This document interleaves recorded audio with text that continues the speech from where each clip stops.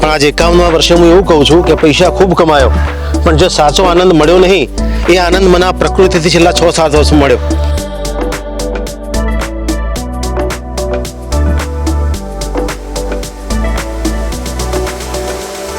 અહીંયા સાહેબ મેં 1000 ઝાડ વાયા છે, નાના મોટા થઈ અને ગઈ સાલ 1000 ઝાડ વાયા છે.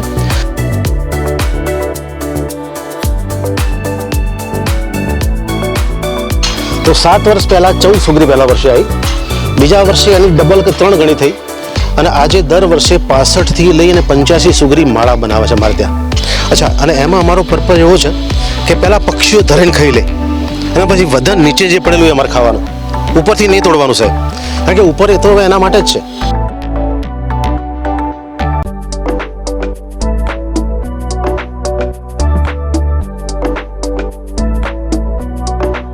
અને આજે સવારે ઉઠી છું, આવું કહેવું ના જોઈએ ખરેખર, પણ સવારે 5:30 ઉઠી મારા કૂતરાઓ માટે મેં 15 રોટલી રોજ કરું છું ઇન ધ મોર્નિંગ.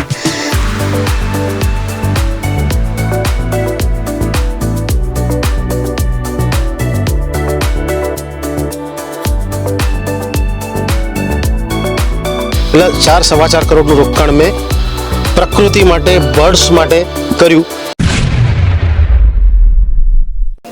જગતમાં લોકો પોતા માટે તો જીવતા હોય છે, પરંતુ આજે પાટણમાં એક એવા પરિવાર સાથે વાત કરવી છે કે પોતાના જીવનનો મોટા ભાગનો સમય ને મોટા ભાગનો જે કમાણીનો રૂપિયો જે છે તે પ્રકૃતિ પાછળ, અબોલ જીવો પાછળ વાપરી રહ્યા છે. એક એવા વ્યક્તિત્વ સાથે વાત કરવી છે જેઓનું નામ છે ભરતભાઈ પ્રજાપતિ. ભરતભાઈ સાથે આપણે એ વાત કરવી છે કે પ્રકૃતિનો શોખ કેવી રીતના લાગ્યો અને મેસેજ શું આપવા માંગી રહ્યા છે. ભરતભાઈ, સ્વાગત છે એચપી ગુજરાતમાં.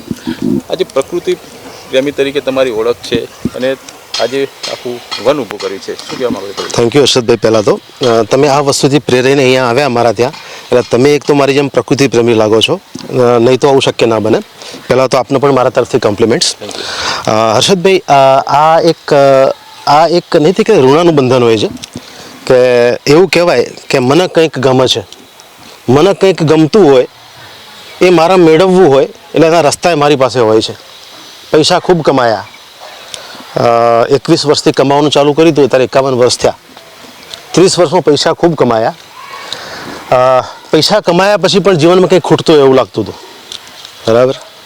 એટલે પછી જોયું તો આજે 8-10 વર્ષ પહેલાં અમારા જૂના ઘરમાં સુગરીઓ માળો બનાવતી હતી. એક જ સુગરી હતી, માળો બનાવતી હતી.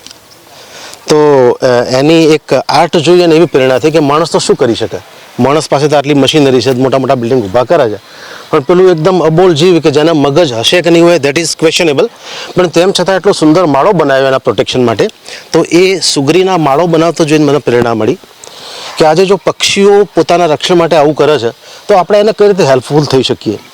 તો એ વખતે મેં થોડું એનાલિસિસ કર્યું કે સુગરી કેમ મારા ત્યાં આવી. પહેલાં તો સુગરી આવવા પાછળનું કારણ હર્ષદભાઈ એક જ છે કે આ જે પામ ખરો ને, બોટલ પામ કહેવાય એને, અને બોટલ પામનું આ જે તાંતણો આવે એના રો મટીરિયલનો સુગરી ઉપયોગ કરે છે, એટલે માળો મજબૂત થાય અને એને ગૂંથવું એમ ગૂંથી શકે, બરાબર. અચ્છા, સુગરીનો બીજો એક ટેન્ડન્સી છે, એની એક મેન્ટાલિટી છે કે એ લોકો આખી કોલોની ઊભી કરે છે. સુગરી એકવાર એનું નિરીક્ષણ કરે, જેમ આપણે કોઈ સોસાયટી મૂકવાની હોય તો પહેલાં સર્વેયર જાય, સર્વે કરે, આજુબાજુનો એરિયા જોઈએ, લોકાલિટી જોઈએ, અને પછી એને આપણે કરીએ. તો એમાં સુગરીને મેં I have gone to very deep root કે ભાઈ આ લોકોની સાયકોલોજી સમજવા માટે મેં એ જોયું. તો એક સુગરીએ માળો બનાવ્યો, એના પછી એ વર્ષે મારા ત્યાં 14 સુગરીઓ આવી હતી. એ વર્ષે હું વાત કરું છું 7 વર્ષ પહેલાંની. આ યશ વિહારમાં મારું જે જૂનું ઘર છે એની આગળ. તો 7 વર્ષ પહેલાં 14 સુગરી પહેલા વર્ષે આવી, બીજા વર્ષે એની ડબલ કે 3 ગણી થઈ અને આજે દર વર્ષે 65 થી લઈને 85 સુગરી માળા બનાવે છે મારે ત્યાં, 85. તો મારે આપણે એ જ કહેવું છે. તો અમે એ જાણ્યું કે સુગરી માળો કઈ રીતે બનાવે છે, કે આનું રો મટીરિયલ વાપરે છે. હવે એને એક નેચર જોઈતું હોય છે, લીલોતરી, એનું ટેમ્પરેચર ડાઉન હોય. આપણે તો બધા એસીમાં રહીએ છીએ, આપણો બેડરૂમ ઠંડો કરીએ છીએ, પણ એ બેડરૂમ આપણો ઠંડો કરવા માટે હવા બહાર ફેંકીએ છીએ, તો એ વાતાવરણમાં જાય છે, ગરમી ઊભી થાય છે, નાના પક્ષીઓ એમાં ડિસ્ટર્બ થાય છે. જેમ કે હું તમને એક મોટું એક્ઝામ્પલ આપું, લોકો વિચાર્યું છે કે નહીં વિચાર્યું હોય. આજે અમારી સોસાયટીમાં 215 મકાનો છે, દરેક ઘેર 2 એસી છે, દરેક ઘેર 2 એસી છે. ઉનાળામાં બધા પોતાના એસી ચાલુ કરશે તો પોતાનો રૂમ તો ઠંડો થશે, પણ આજુબાજુનું જે વાતાવરણ જે છે એ કેટલું ગરમ થશે. તો એને ઠંડક કરવા માટે આ પ્રકૃતિ મેં ઊભી કરી. અહીંયા સાહેબ મેં 1000 ઝાડ વાયા છે, નાના મોટા થઈ, અને ગઈ સાલ 1000 ઝાડ વાયા છે. એમાં બધા જ ફ્રૂટના પ્લાન્ટ છે જે આપને દેખાય છે સામે, અને એ પણ એવા ફ્રૂટ લીધા મેં કે જે પક્ષીઓને અનુકૂળ આવે. સૈતુર, લીચી, ચેરી, આ બધા ફ્રૂટ્સ આપને બતાવું હર્ષદભાઈ આવો, કે આ બધી વસ્તુથી શું છે, આ બધી વસ્તુથી પક્ષીઓ, ખાસ કરીને ચકલી, પોપટ, પછી રંગબેરંગી ચકલી, એ લોકોનો ખોરાક મેં ઊભો કર્યો અહીંયા, એ લોકોનું વાતાવરણ ઊભું કર્યું. અને એ લોકો માટે, પક્ષીઓ માટે અમે માળા પણ લગભગ 150 માળા બનાવ્યા છે, અને એ પણ સ્પેશિયલ ટેકનોલોજીથી. આવો આપણે માળો બતાવું કે નોર્મલ માળા જે હોય છે એમાં ઘણીવાર પક્ષી પડી જવાનો, ઈંડા પડી જવાનો ભય રહે છે. તો અમારા કેસમાં મેં એવું કર્યું કે અમે સ્પેશિયલ મહેસાણા એક મુકેશભાઈ પ્રજાપતિ છે, એમની પાસે આ માળા બનાવડાયા, અને આ માળાનું વિતરણ પણ ચાલુ છે. કોઈને જોઈતા હોય તો અમે ફ્રી ઓફ માળા પણ આપીશું. બરાબર. પક્ષીઓ માટે અમે પાણીના કુંડા. અચ્છા, પક્ષીઓને જે ચણ ભાવે આવી જાય, પક્ષીઓને જે ચણ ભાવે છે, માનો કે પક્ષીની ચાંચ નાની હોય છે તો એ લોકોને બંટી અને કાંગ કહેવાય. કાંગ એ એવું અનાજ આવે છે, એકદમ ફાઇન પાર્ટિકલ્સ એના આવે, કે જેથી કરીને પક્ષી સરળતાથી ખાઈ શકે. અચ્છા, આ બધા કાર્યમાં મને મારી વાઈફનો બહુ સપોર્ટ મળ્યો, કારણ કે પહેલાં જે પેલી સુગરી આવી હતી ને, મેં તો નથી જોઈ, પણ એને મને બતાવી હતી. અને મારા કરતાં વધારે પ્રકૃતિના લગાવ એનો છે, એટલે એની ઈચ્છાને મન આપવા માટે મારે ઘણીવાર કરવું પડે, પણ હવે મને પણ એવો લગાવ થઈ ગયો છે કે let us do something for the nature.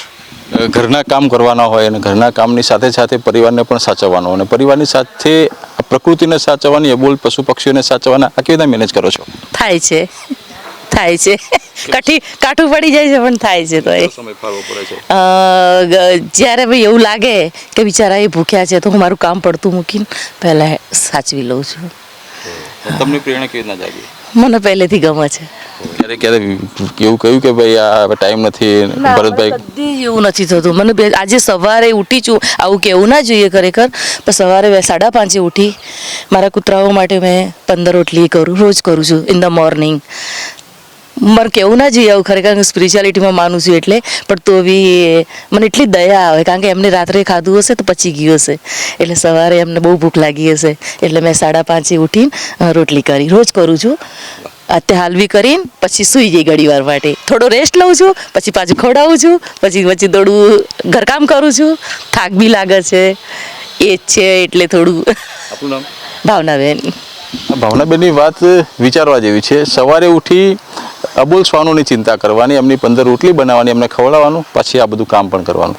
આ એક મોટો સંદેશ કહેવાય. ભરતભાઈ, મારે એ જાણવું છે, મને જાણવા મળ્યું કે ભરતભાઈ વાંદરા હોય એ પણ અહીંયા આવી શકે અને એ પણ ફ્રૂટ ખાઈ શકે, એના માટે ફ્રૂટના ઝાડ વાયા છે. એક્ઝેક્ટ હર્ષદભાઈ 1000 ટ્રી વાયા છે, એમાંથી લગભગ 250થી પણ વધારે ફ્રૂટના ઝાડ.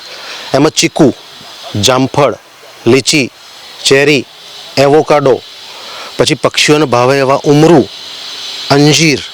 અચ્છા, અને એમાં અમારો પર્પઝ એવો છે કે પહેલાં પક્ષીઓ ધરીને ખાઈ લે, અને પછી વધન નીચે જે પડેલું એ અમારે ખાવાનું, ઉપરથી નહીં તોડવાનું સાહેબ, કારણ કે ઉપર એ તો એના માટે જ છે, પણ પક્ષીઓ રાખે છે પાછું અમારા માટે, કારણ કે એ ખાતા નીચે પડ્યું હોય અમારે ખાવાનું, અને ખૂબ ટેસ્ટી હોય પાછું. અચ્છા, બીજું, અમે અહીંયા કોઈ પણ રાસાયણિક ખાતર કે પેસ્ટિસાઇડ્સ કે ફંગીસાઇડનો ઉપયોગ નથી કરતા, કારણ કે એનાથી નાના સૂક્ષ્મ જીવોને હાનિ થાય છે. કારણ કે અગેન સૂક્ષ્મ જીવો એ પાછો પક્ષીઓનો ખોરાક છે, એટલે મારે એને પણ નથી મારવા. બરાબર. એટલે નો પેસ્ટિસાઇડ, નથિંગ, નો કેમિકલ, બધું જ ઓર્ગેનિક. અહીંયા અમે ગૌમૂત્ર, લીંબોળીનું તેલ અને એ બધાનો યુઝ કરીએ છીએ, એટલે હેલ્થ માટે પણ સારું. એટલે આમાં હર્ષદભાઈ 2 વસ્તુ થાય છે, કે પક્ષીઓની સેવા થાય છે અને પોતાનું હેલ્થ પણ સચવાય છે. એટલે એ આશયથી આપ જોઈ શકો છો કે આ ભાગમાં ટોટલ 75 ઝાડ છે. એક ઝાડ આપને હું બતાવું ઝડપથી, આપનો વધારે ટાઈમ ન લેતા. આ ચેરીનું ઝાડ છે, જે કહેવાય કે કાશ્મીરમાં જ થાય ચેરી, પણ અમે અહીંયા ડેવલપ કર્યું છે. આ સેતુર છે, આ સેતુર પક્ષીઓનો ખૂબ ભાવે છે. કેમેરામેનને કહું કે એ થોડા એ ભરતભાઈના જે દ્રશ્યો બતાવો, એ ઝાડ પણ બતાવી દે, કારણ કે આ બધું કેમેરામાં કંડાળવું પણ જરૂરી છે. ભરતભાઈ, મારે સવાલ એ કરવો છે, આજના સમયમાં લોકો પોતાનું જ વિચારતા હોય છે અને પોતાનામાં જ વ્યસ્ત હોય છે, કમાઈને પણ પોતાના પરિવારની ચિંતા કરતા હોય છે, પણ તમે પરિવાર કરતાં આ અબોલ જીવોની ચિંતા કરી છે, આની પાછળ પ્રેરણા સ્ત્રોત કોણ? સાહેબ મજા આવે છે આમાં. પહેલાં વિચાર્યું હતું કે પૈસા આવશે તો મજા આવશે. 21 વર્ષના જ્યારે હતા, કોલેજ કરી, પહેલી જોબ લાગી, પહેલો પગાર તો ત્યારે એવું લાગ્યું કે પૈસાથી મજા આવશે. પણ આજે 51મા વર્ષે હું એવું કહું છું કે પૈસા ખૂબ કમાયો, પણ જે સાચો આનંદ મળ્યો નહીં એ આનંદ મને આ પ્રકૃતિથી છેલ્લા 6-7 વર્ષ મળ્યો. એટલે મારી દ્રષ્ટિએ કે પૈસા કમાવા કરતાં આ કરવું એ બહુ મોટું પુણ્ય જવા દો, પુણ્ય તો હવે જે બી છે, પણ અંદરનો આનંદ આવે સાહેબ, બરાબર. અને જે કાર્યમાં આનંદ આવે ને એમાં થાક જ ના લાગે. હર્ષદભાઈ, નાના છોકરાને કોઈ દિવસ તમે એવું કીધું કે પપ્પા હું રમતા રમતા થાકી ગયો, એને ભણવાનું કહો તો કહેશે કે પપ્પા થાક લાગ્યો, પણ રમવા મૂકો એટલી બધી એનર્જી વેસ્ટ કરશે તો પણ એવું નહીં કહે કે થાક્યો, કારણ કે એને મજા છે. એટલે મને આ કામમાં સાહેબ મજા આવે છે. એક વાત એક પણ કહેવી છે કે 5 રૂપિયાનું દાન આપીને પણ ઘણા લોકો ફોટા પડાવતા હોય છે. કદાચ એ વાતથી ઘણા લોકોને ખ્યાલ નહીં કે ભરતભાઈ કેટલો રૂપિયો અબોલ જીવો માટે અને પ્રકૃતિ માટે બગાડ્યો છે, એ પણ પૂછી લે. ભરતભાઈ, કેટલો? હર્ષદભાઈ, મારી પાસે તો મારું મકાન હતું 400 વારનું, સફિશિયન્ટ હતું, કોઈ જરૂર નથી. હવે મારી 2-3 પેઢી સુધી ચાલે એવું હતું. મેં પાછળ ટોટલ 12 પ્લોટ લીધા આ દેવાસ સોસાયટીમાં, 12 પ્લોટ, જેનું કનેક્શન હતું મારા યશ વિહાર સાથે. એટલે હું રેસિડન્ટ યશ વિહારનો છું, પણ પાછળના ભાગે મને કુદરતી જગ્યા મળી ગઈ, તો એમાં મેં રોકાણ 3.5 કરોડ રૂપિયાનું ખાલી જમીનનું કર્યું અને 75 થી 80 લાખ રૂપિયા મેં આ ડેવલપમેન્ટ પાછળ કર્યા. એટલે 4-4.25 કરોડનું રોકાણ મેં પ્રકૃતિ માટે, બર્ડ્સ માટે કર્યું, કે જ્યાં મને કોઈ પ્રોફિટ હાલ નહીં દેખાતો પણ અંદરથી ખૂબ પ્રોફિટ મળે છે. અને એનાથી જ કદાચ આ પ્રેરણાથી કદાચ આપણે આટલા આગળ હોઈએ એવું લાગે છે, બરાબર. ખરેખર એક આ વાત બહુ મોટી કહી શકાય કે આટલો રૂપિયો પ્રકૃતિને બચાવવા માટે કોઈ ખર્ચ કરી શકે એ પણ કદાચ કલ્પના ના કરી શકાય. એમના ધર્મપત્ની, એમને પૂછવું છે કે આટલો રૂપિયો ખર્ચ કર્યો, આપે ક્યારે આ બાબતે કોઈ ચર્ચા કરી, એવું કહ્યું કે ભાઈ સોનાના દાગીના ખરીદી લઈએ મારા માટે, પ્રકૃતિ માટે નહીં? આવા ક્યારે વિચાર આવે? એ આમને પૂછવું પડે તમારે, એ આમને પૂછવું પડે. ના, એને કોઈ દિવસ એવી કોઈ માગણી કરી નહીં. ઉલટાનું એવું કહી શકાય કે કોઈ વાર હું કંઈક કોમ્પ્રોમાઇઝ કરવા જાઉં તો પછી એ જ કે ભાઈ કરવાનું શું કરવાનું, આ બધું આપણે શું કરવાનું, 70-75 વર્ષ પછી આ કશું હાથમાં નહીં આવવાનું. મારો છોકરો ડૉક્ટર છે એટલે એની રીતે સેટલ થશે, એટલે એવી કોઈ જરૂર નથી. એટલે એ તો હંમેશા એવી પ્રેરણા આપે છે કે મેક્સિમમ વાપરો પૈસા તમે. આનું ખરા દિલથી સાહેબ, ખરા દિલથી કરું છું, ખરા દિલથી. એક વાત તો નહીં મારી જોડે, પણ હું જે કામ ગમે છે ને એ બધું ખરા દિલથી કરું છું. પાટણમાં એક વાતની સાક્ષી આખું પાટણ શહેર હતું. કદાચ આજે એ વાત મારે એટલા માટે કહેવી પડી રહી છે, લાલિયા નામનો ડોગ, સ્ટ્રીટ ડોગ, એટલે આપણે દેશી ભાષામાં કે રખડતો કૂતરો, એને બાળકની જેમ આ પરિવારે રાખ્યો. અને જ્યારે અકસ્માતમાં એ લાલિયાનું મૃત્યુ થાય છે, એની પાછળ સાહેબ હજારો રૂપિયાનો ખર્ચો કર્યો, ભજન સંતવાણી કરી, દાન પુણ્ય કર્યું. એક સ્ટ્રીટ ડોગ પાછળ હજારો રૂપિયા ખર્ચ કરનાર પણ આ જ પરિવાર હતું. એટલે આ પરિવાર ખરેખર આજે લાગ્યું કે આ પરિવારને મળવું છે, એ જે HP ન્યૂઝ ગુજરાતના માધ્યમથી આ પરિવારને લોકો સુધી પહોંચાડવા. અને મને પણ એવું થયું કે ખરેખર આવા વ્યક્તિ વિશેષ જ્યારે હોય તો લોકોમાં પણ એક મેસેજ જાય કે પ્રકૃતિ બચાવવા માટે કેવા લોકો કેવા પ્રકારની મહેનત અને પૈસાનું બલિદાન આપતા હોય છે. એમને એમ પ્રકૃતિ પ્રેમી નથી બનાતું. Harshad Pancholi, HP news Gujarat.